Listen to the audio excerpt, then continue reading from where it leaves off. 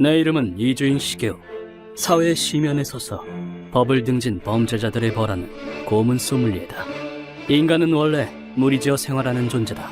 어라이! 좀 더 오른쪽! 집단으로 행동하고 힘을 합쳐가며 다양한 위기를 극복해왔다. 하지만 나쁜 짓도 무리지어 하는 경향이 있다. 야, 저 아재 비실비실해 보인다. 돈 뺏자.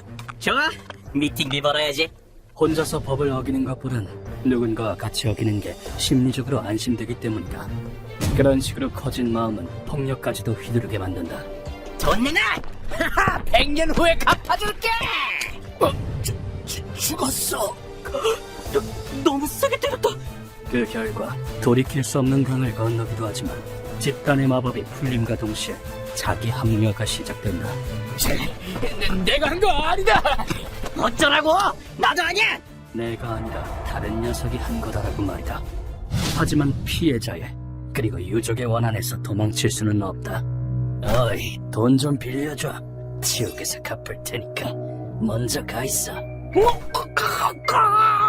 아플 겁니다! 다른 누군가가 했다는 구차한 변명 따위도 통하지 않는다. 죄를 모른 척하고 법의 심판에서 도망치려는 놈들한텐 무법의 심판이 기다리고 있는 법이다. 쓰레기 같은 인간은 분뇨 속에 빠져 죽어 마땅하지. 피해자의 원한을 몇 조배로 갚아주는 것이 고문 소믈리에인 나의 사명이다. 그래서인지 우리 사무실에는 미처 풀지 못한 원한을 가진 사람들이 찾아온다. 그쪽에 앉으십시오. 네. 이번 의뢰인은 이 남자다. 아무리 봐도 학생이라 처음엔 말려야겠다고 생각했다. 어떤 일로 오셨습니까? 저희 아빠를 식물인간으로 만든 깡패놈들한테 복수해주세요.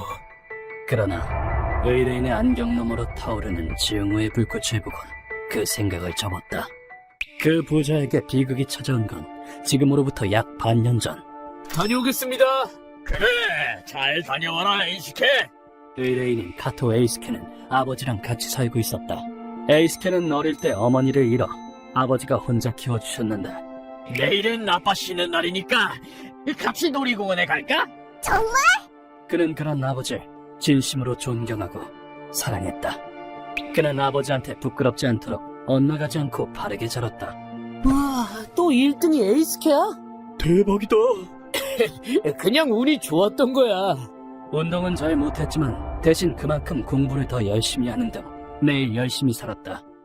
그러던 어느 날 그는 근처 공원에서 양아치들을 보았다. 아따, 그 여자 진짜 멍청하더라고. 저런 데서 담배를 피우다니 민폐잖아.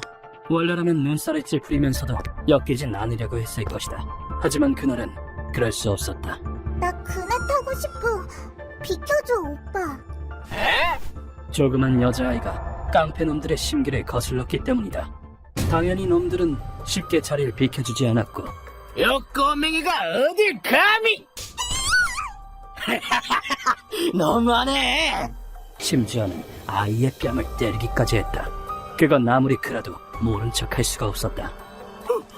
무슨 짓이에요? 얘는 애잖아요. 에? 뭐야, 이 돼지 새끼?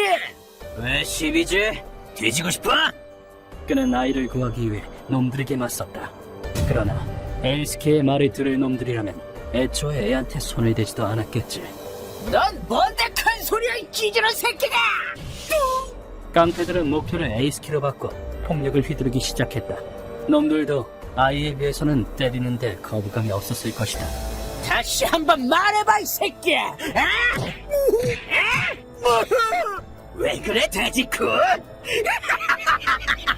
놈들의 폭력은 가혹했다. 하지만 그것보다 불행했던 건 그의 아버지가 우연히 그 장면을 목격했다는 것이다. 에이스케! 거기 너희 뭐하는 짓이야! 에? 저 아재는 또 뭐야?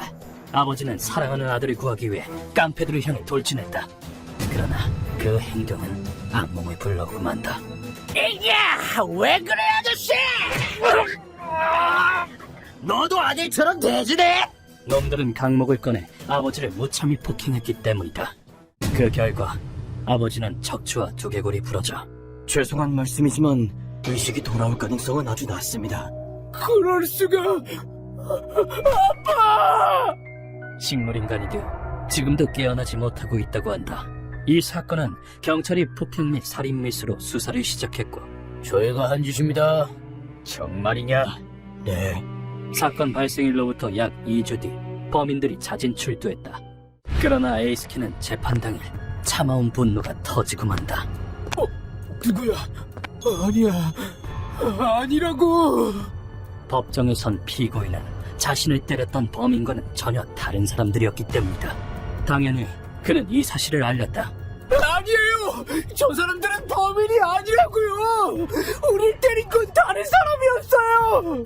거기 방청석! 조용히 하세요! 하지만 그의 말은 받아들여지지 않았고 에이스키는 법정에서 퇴장당하고 말았다. 그는 재판 후에도 경찰에 찾아가 계속해서 진범은 따로 있다고 호소했다. 진범이라. 근데 그들의 조서 내용은 사건과 정확히 일치해서. 진범한테 듣고 쓰면 당연히 그럴 수 있죠. 그러나 경찰은 진지하게 받아들여주지 않았다. 이제 경찰도 법원도 믿을 수가 없다. 이렇게 된 이상 내 손으로 찾아주겠어. 그리고 반드시 죗값을 치르게 할 거야. 그 후 에이스키는 지금껏 아버지와 함께 모은 돈을 들고 뒷세계로 뛰어들었다.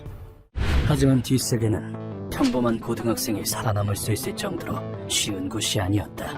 나가 또 속았어. 범인의 정보를 찾으려고 했을 뿐인데 몇 번이나 사기를 당하는 바람에 자금도 거의 다 떨어졌다.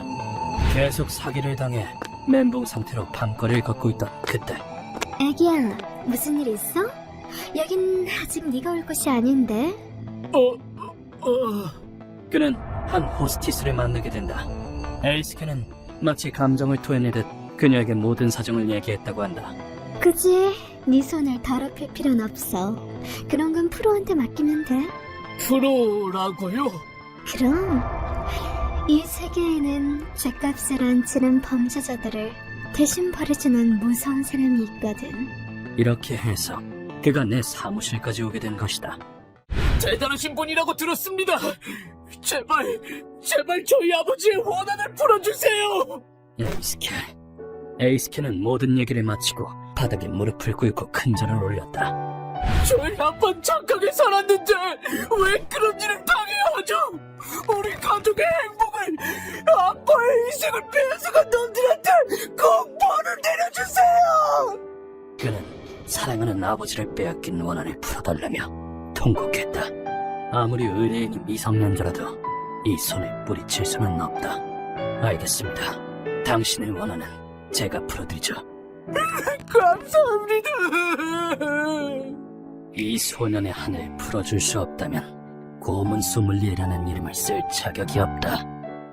잘못을 바로잡아주려는 사람을 비웃은 걸로도 모자라 심한 폭행까지 휘두르다니 대역을 세워서 재판도 안 받고 빠져나간 걸 지옥에서 후회하게 해주겠어. 니놈들이 부숴버린 한 가족의 인생을 그 하찮은 목숨으로 갚을 수 있을 거란 생각 따위 하지 마라.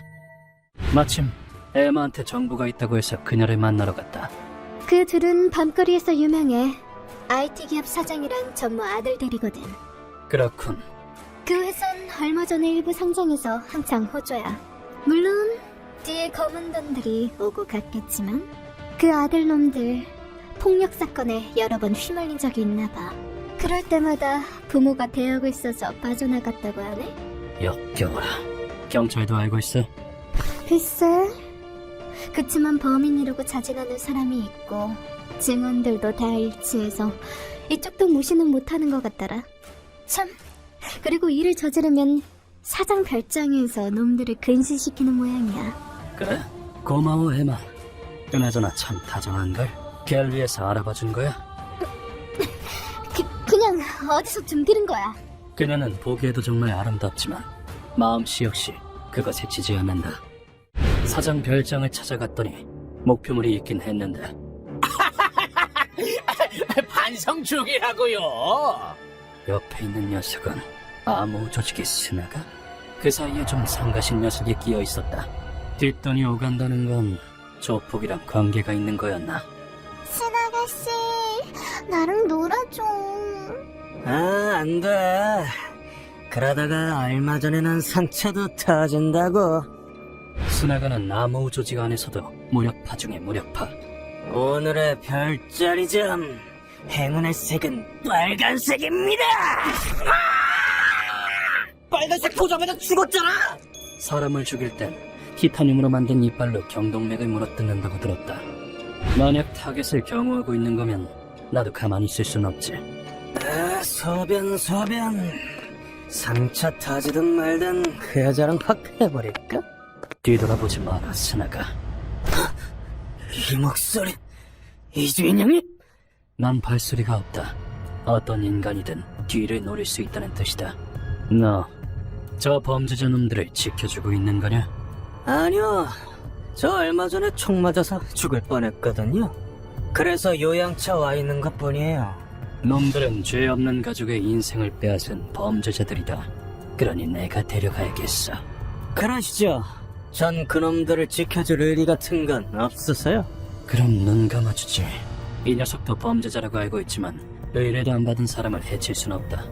별장에서 경계심 없이 풀어져 있는 인간을 포획하는 건 아주 쉽다. 대역 없이 심판받으러 가야지. 지옥 밑바닥에서 말이야. 여자가 잠깐 떨어진 틈을 타 놈들을 기절시켜 차에 실었다. 그런데 현장을 떠나기 직전 스나가가 말을 걸어왔다. 이주인 형님, 저흰 체면에 죽고 체면에 사는 놈들이라 너무 마음대로 하시면 저희도 무슨 짓을 할지 모릅니다.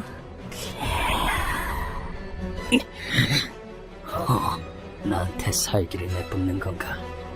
스나가, 나랑 싸우고 싶으면 조직 놈들을 다 데리고 와라.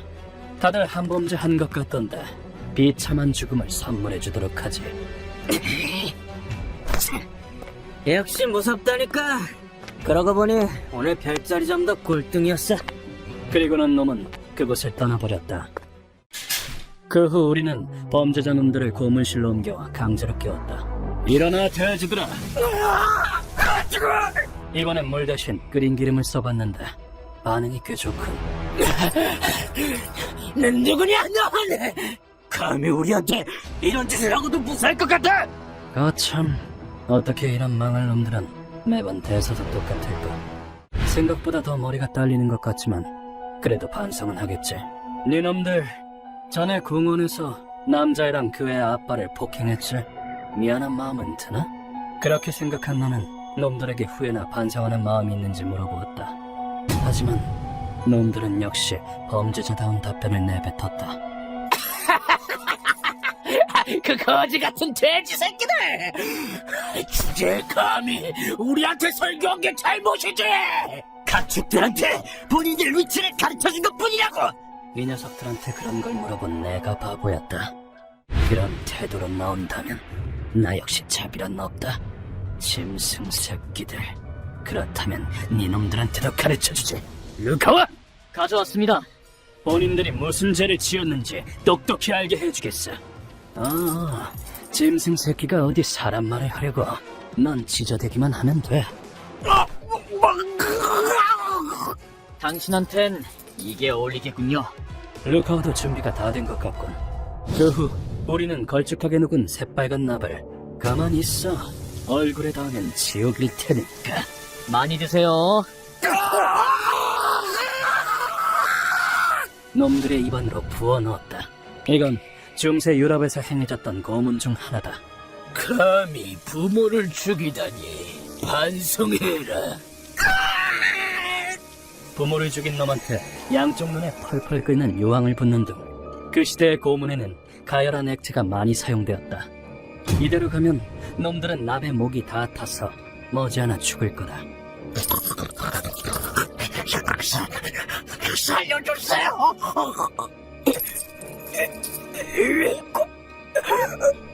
하지만 살려는 의지가 강했는지 놈들은 다 타버린 목으로도 목숨을 구걸했다. 그래도 우리 대답은 변하지 않는다.